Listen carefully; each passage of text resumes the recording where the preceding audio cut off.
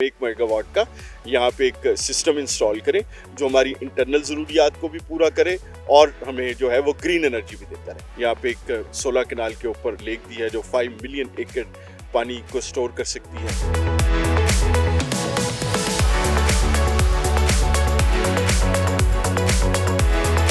इस वक्त मेरे साथ सीबीडी प्रोजेक्ट के चीफ इंजीनियर रियाज हुसैन साहब मौजूद हैं।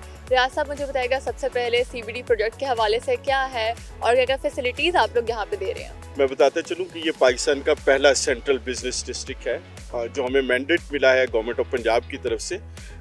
यहाँ पे एक हाई राइज डेवलपमेंट होनी है। मेन बुलेवार्ड से लेके आपको अगर वाल्टन रोड की तरफ जाएं तो आपको दोनों तरफ अतराफ हाई राइज बिल्डिंग्स है जो मिक्स यूज डिज़ाइन है हमारा, जिसके अंदर आपको बिजनेस ऑफिस टावर्स भी मिलेंगे, जिसके अंदर आपको शॉपिंग मॉल्स भी मिलेंगे, जिसके अंदर आपको 5-7 स्टार होटल्स भी मिलेंगे, रेजिडेंशियल टावर्स भी मिलेंगे। ये सारी की सारी हाई राइज डेवलपमेंट है जो मेन कलमा चौक से लेकर वाल्टन रोड तक दोनों अतराफ में लेफ्ट राइट साइड है। ये ऑलमोस्ट हमारा जो है वो 2300 कनाल का एरिया है जिसमें हमारे तकरीबन 100 के करीब प्लॉट्स बनते हैं। इंफ्रास्ट्रक्चर हमारा 90% कंप्लीट हो गया है। हमारा सीवरेज सिस्टम कंप्लीट है, हमारा water supply drainage system complete है, हमारा जो लेक है जो हमने यहाँ पे वाटर कंजर्वेशन के लिए यहाँ पे एक 16 कनाल के ऊपर लेक दी है जो 5 मिलियन एकड़ पानी को स्टोर कर सकती है। मुझे बताएगा कि जो फ्लाईओवर आप लोगों ने तैयार किया है जहाँ पे जो सोलर प्लेट्स इंस्टॉल की जाएंगी, बिजली पैदा होगी,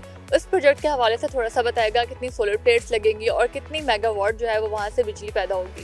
ये पाकिस्तान का पहला ब्रिज है जिसकी दोनों साइड्स पे आपकी वॉकवे से। हमारे यहाँ साइकिलिस्ट बहुत ज़्यादा हैं तो हमने ये कोशिश की कि हम जो साइकिल इन ब्रिज के ऊपर बनाएं, एक तो वो महफूज हो, उसको महफूज करने के लिए फिर हमें उसके ऊपर ग्रिल्स इंस्टॉल करना पड़ेगी। जब ये ग्रिल लगाई तो सीओ साहब ने फिर डायरेक्शन दी कि इन ग्रिल्स को हम किसी तरह से यूज़ करें। फिर उस यूज़ के लिए हमने ये सोचा कि हम इसके ऊपर क्यों ना सोलर पैनल इंस्टॉल कर दें जो ना सिर्फ साइकिलिस्ट को या पैदल चलने वालों को शेड फ्राहम करेगा, उसके अलावा हमारी जो इंटरनल डिमांड है वो 700 से 800 किलोवाट है। तो हमने सोचा कि हम 1 मेगावाट का यहाँ पे एक सिस्टम इंस्टॉल करें जो हमारी इंटरनल ज़रूरियात को भी पूरा करे और हमें जो है वो ग्रीन एनर्जी भी देता है। जैसे कि आपने बताया लेक के हवाले से, तो थोड़ा डिटेल दीजिएगा कि किस तरीके से जो लेक है वो रेन वाटर को स्टोर करेगी। देखिए जी, जब गवर्नमेंट ऑफ पंजाब ने हमें ये टॉस दिया था तो गवर्नमेंट ऑफ पंजाब ने हमसे ये वादा लिया था कि हम वाटर कंजर्वेंसी के हवाले से काम करेंगे। हमने 2-3 काम जो बहुत ज़रूरी हैं वो किए हैं। सबसे पहला ये काम ये किया है कि हमने ग्रे और ब्लैक वाटर को हमने अलग कर दिया। नॉर्मली हम वाटर की 3 इकसाम हैं। एक पोर्टेबल वाटर है जो हम ड्रिंक करते हैं, कुकिंग के लिए इस्तेमाल करते हैं या अपने बर्तन को वॉश करने के लिए इस्तेमाल करते हैं, that is called as a portable water. दूसरा आपका ग्रे वाटर है जो हम वज़ू के लिए इस्तेमाल करते हैं, वॉशिंग के लिए इस्तेमाल करते हैं, हम अपने जो रोज़मर्रा के लवाजमात है, फर्श है, इन सबको धोते हैं, उसको हम ग्रे वाटर कहते हैं। तीसरा ब्लैक वाटर है जो आपका टॉयलेट के ज़रिए आता है, सीवरेज का पानी जो है वो आता है। जो सीवरेज वाटर है वो तो सेंट्रली ट्रीट होके हम इसको फाइनल डिस्पोजल स्टेशन के अंदर डालेंगे। जो आपका ग्रे वाटर है जो नॉर्मल आपकी वाटर यूज़ का 60 to 80% होता है, तो हम इसको 70% भी अगर लें तो वो सारा का सारा रिसाइकल होगा।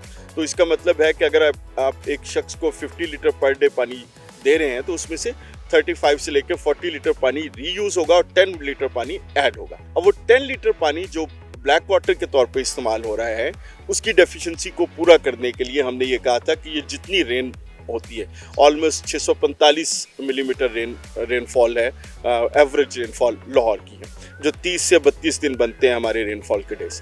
अब इस रेनफॉल को महफूज करने के लिए 2-3 तरीके थे। एक तो आप वाटर टैंक बनाए, दूसरा आप रिचार्ज करें। तो हमने रिटेंशन के लिए वाटर टैंक बनाया और रिचार्ज के लिए हम 6 वेल लगा रहे हैं ताकि जितना भी बारिश का पानी हो वो वापस ग्राउंड में चला जाए, और रिटेंशन पॉइंट बनाया ताकि पानी को आप स्टोर कर सकें। ज़रूरियात हम लेक से पूरी करेंगे। स्टिल इट इज़ नॉट सारी की सारी ज़रूरियात पूरी नहीं करेंगे, लेकिन ये 30 से 40% जो आपकी वाटर की ज़रूरियात है हम रेन वाटर रिचार्ज से पूरी करेंगे। तो उसके लिए हमने एक बहुत बड़ा टैंक बनाया है जो मेरा ख्याल लाहौर में सबसे बड़ा है, 5 मिलियन गैलन्स पानी को स्टोर करने की सलाहियत है। मुझे बताएगा कि टोटल जो सीबीडी का प्रोजेक्ट है कितनी लागत आई इसको तैयार करने में और अभी भी कितना जो है वो काम रहता है।